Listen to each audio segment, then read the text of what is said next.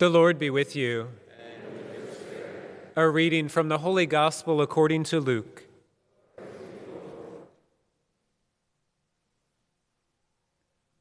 On a Sabbath, Jesus went to dine at the home of one of the leading Pharisees, and the people there were observing him carefully. He told a parable to those who had been invited, noticing how they were choosing the places of honor at the table. When you are invited by someone to a wedding banquet, do not recline at table in the place of honor. A more distinguished guest than you may have been invited by him, and the host who invited both of you may approach you and say, "Give your place to this man." And then you would proceed with embarrassment to take the lowest place. Rather, when you are invited, go and take the lowest place, so that when the host comes to you, he may say, "My friend, move up to a higher position." Then you will enjoy the esteem of your companions at the table. For everyone who exalts himself will be humbled, but the one who humbles himself will be exalted. Then he said to the host who invited him, "When you hold a lunch or a dinner, do not invite your friends or your brothers or your relatives or your wealthy neighbors, in case they may invite you back and you have repayment. Rather, when you hold a banquet, invite the poor, the crippled, the lame, the blind. Blessed indeed will you be because of their inability to repay you, for you will be repaid at the resurrection of the righteous." The Gospel of the Lord.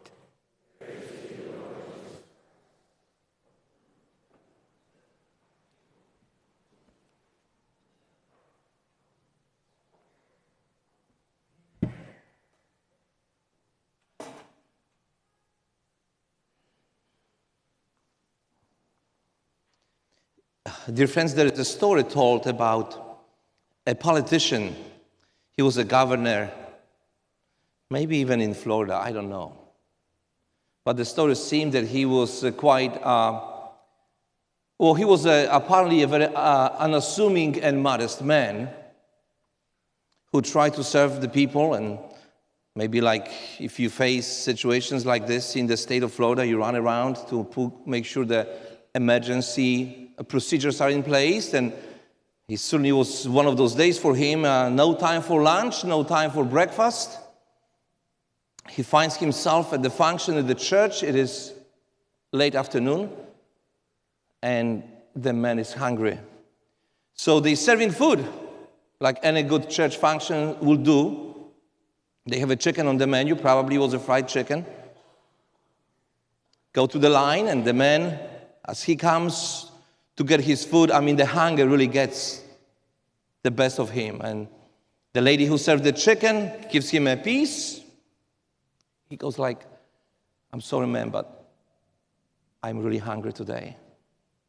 May I have a second piece, please?"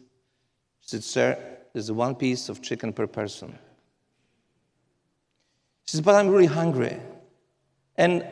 And although he is known as a modest man, he decided at this point, when the hunger kind of takes over, to throw a little weight around.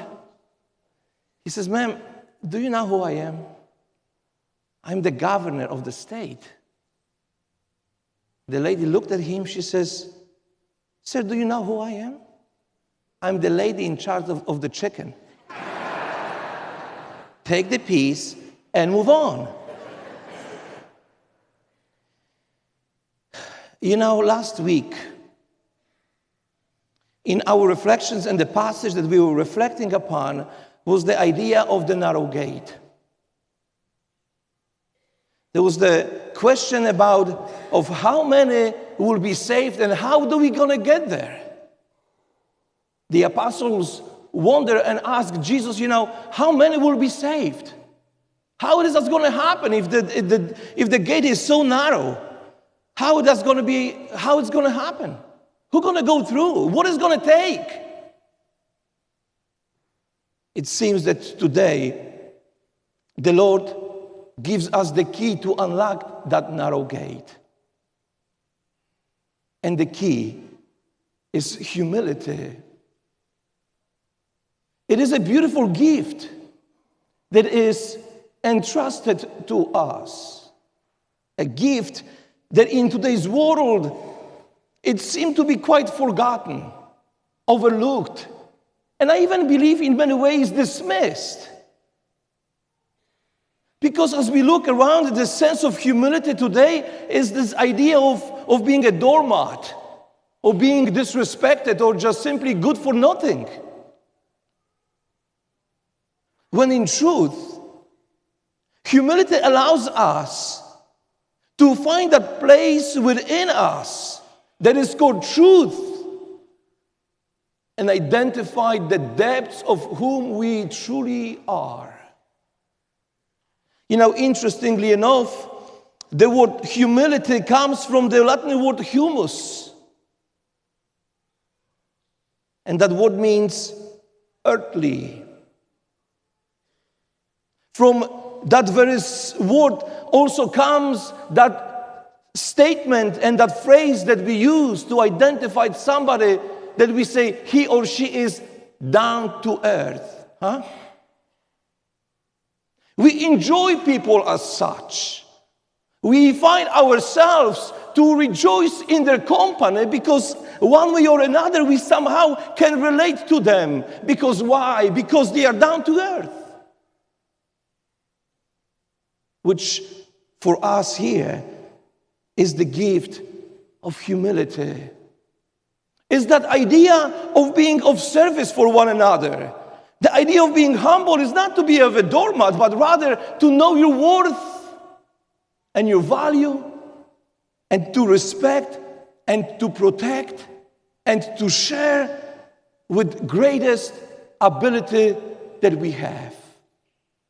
When we apply this now into the readings in the gospel today, you know, the first century Palestine, very honor-based society, respect and honor, big time. I mean, that's how they were striving and defining themselves. If someone was disrespected or dishonored, forget about it. The whole families or generations even will bear the consequences of it. The sense of support was pretty much the one of striving and trying to accomplish or to present the most. And the message today is very powerful. Not only to the contemporaries of Jesus, but for all of us today. Because what Jesus does is tells them that, listen, don't be preoccupied of what you do. Don't look for the higher place and the places that you think you can shine and reign.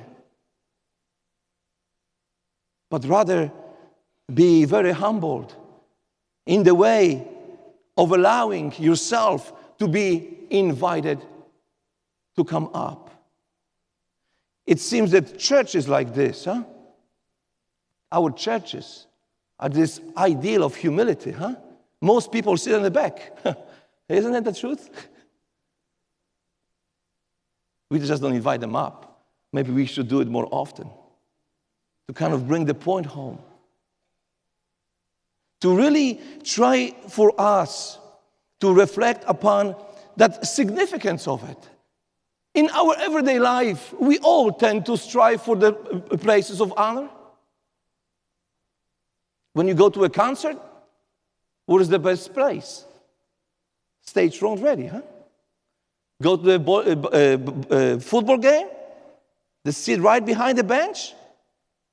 That's the place to be. Who wants to be in the 400 section, Gotta get the blood pressure medicine to deal with this stuff. We pay extra money for that stuff. We don't think anything of it. Because really what we want is we want to have the best and the most of that experience that we tend to invest our time and effort to be right at the center of attention. And in that center of attention, my friends, for us is that sense of humility. When the word tells us all kinds of stuff, robbed us from the gift of our very selves at the expense of all kinds of ego-centered and selfish desires, and we buy right into it. Everything seemed to be so appealing, so cool, so tasty, so good, looks, everything. We all strive to be the best and the most. It's kind of, we are almost like preconditioned for this stuff. And we don't even think anything about the other. It's all about me, kind of, how am I going to get there, huh? What am I going to achieve? How am I going to experience this climbing ladder of whatever it is? It happens probably from the little guy all the way to some kind of a high corporate positions.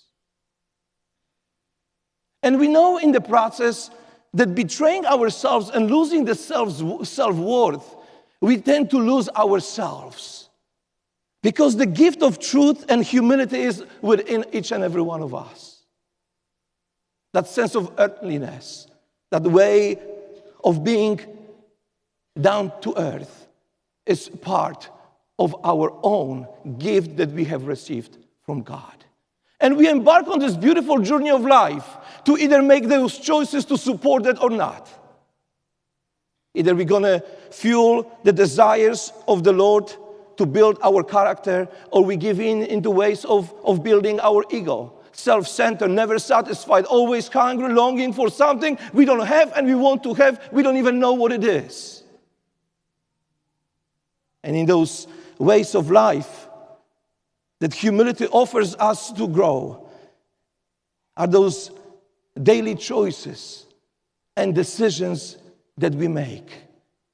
As we oftentimes reflect upon this idea about this battlefield within our heart, the one between good and bad, evil and good, and right and wrong. Major fight going on within, isn't it? And we feed one or the other. The one will walk victorious every single decision that we make. Humility invites us to see with the truth, to support those acts of virtue that will help to be victorious with the things that we do right and they are true, and they are beautiful. And those acts of virtue in humble ways help to build and to change the ways how we live our lives. They tend to build upon habits in life. Those little things that we build, the choices we make, humble way of service, of acknowledgement. It's not about me, it's about the other. A little victory that we ought to celebrate, day in and day out, moment in and moment out. And those help to create the sense of life, of habits that help us to see the greater pattern in life. And those give us, on the very psychological and very earthly way, a sense of happiness. True or false, we feel good when we do the right thing, don't we? And deep down we know if we did or we didn't. We may never probably say it out loud, because we are not humble enough to acknowledge that. But deep down within each and everyone's heart, we know the choice we've made is right or wrong. We do. Conscience is a great friend. Humility helps to deliver. And either we deny it or acknowledge. When we acknowledge, we grow. We deny it, we kind of pull ourselves away from the grace of God. So those habits allowed us to form a pattern of life that bring us into a closer relationship with the Lord. And those habits help us to bring us to the place when we too can be called like down-to-earth people. People will look around. Have you met those people? Like this man, this woman, gosh, I like them. They just with me, you know, they just understand there is no precept, there is nothing really other than kind of the connection is so strong. How do we get there, huh? We oftentimes wonder, how do we get there? What it takes to be that person of humility and understanding and compassion and going the extra mile. Well, it is this great virtue that we have that invites us to build upon. Virtue to a habit to a character. And the character defines us to be either down to earth or prideful and arrogant. Hardly ever anything in between, huh? Hardly ever anything in between. Either we really focus in the ways of service and humility and humbleness, or service of ourselves to fuel and to advance at the expense of others way too many times. You know, when we come here to worship every single time in the last, a year or so, we have this blessing of the stained glass windows. And as I mentioned, they are beautiful as artwork. They help to grow that sense of what is good, true, and beautiful. But they also serve far greater purpose. They serve us as a reminder. They serve us as a way to look up, to find the ways in our hearts to imitate them. Because if you look at all of them, every one of them would be identified as the one who is the down-to-earth person. All of them. Father Jerzy. This man was so humbled that he was killed by the communists in 1984. And all he had to do is to stop preaching the gospel of the Lord. He says, you shut up, Papiłuszko, and you're going to live. And he says, I can't. It's not about me. It's about the service to the people. Imagine his witness being killed terribly brought freedom to billion people in the Eastern Europe. Imagine that. Paul VI, when he was as a pope in the 70s, he wrote this powerful encyclical, Humanae Vitae.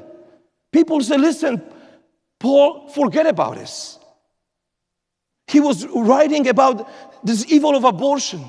He was writing about this evil of contraception, all those lack of disrespect for human life. They said, listen, man, don't do it. It's just going to ruin your life. People don't want to hear this stuff, man. Forget about it. And Paul said, I can't. This is not about me. It's about sharing the truth for the good of humanity. And just look, 38 years later, 2019, where we are as a society, as the world, in regards of respect and abortion. Prophetic, that we need to hear and imitate. John Paul II. His humble ways of delivering the dignity of human person, struggling to a great extent in his final years with Parkinson's. But yet not hiding, but being open to share and to bring with everyone. This is just a part of human condition. With the humble ways, continued to serve the entire church, inspiring in many ways.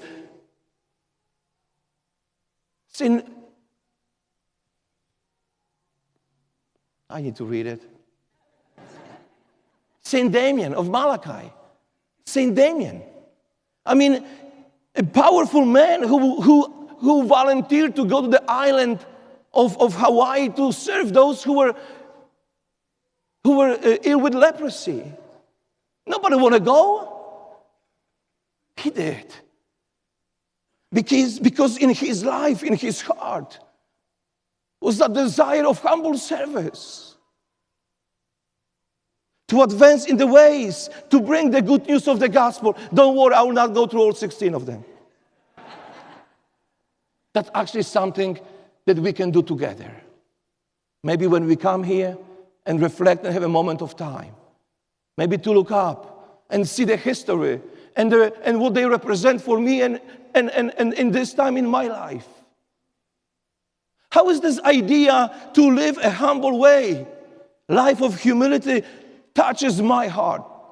How am I willing to be transformed by the grace of God to advance the ways of life that is not about me,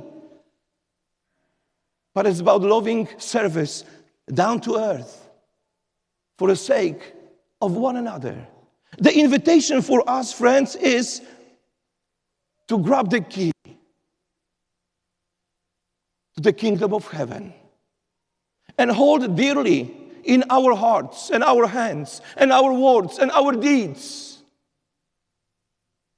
So one day we will have it to unlock it.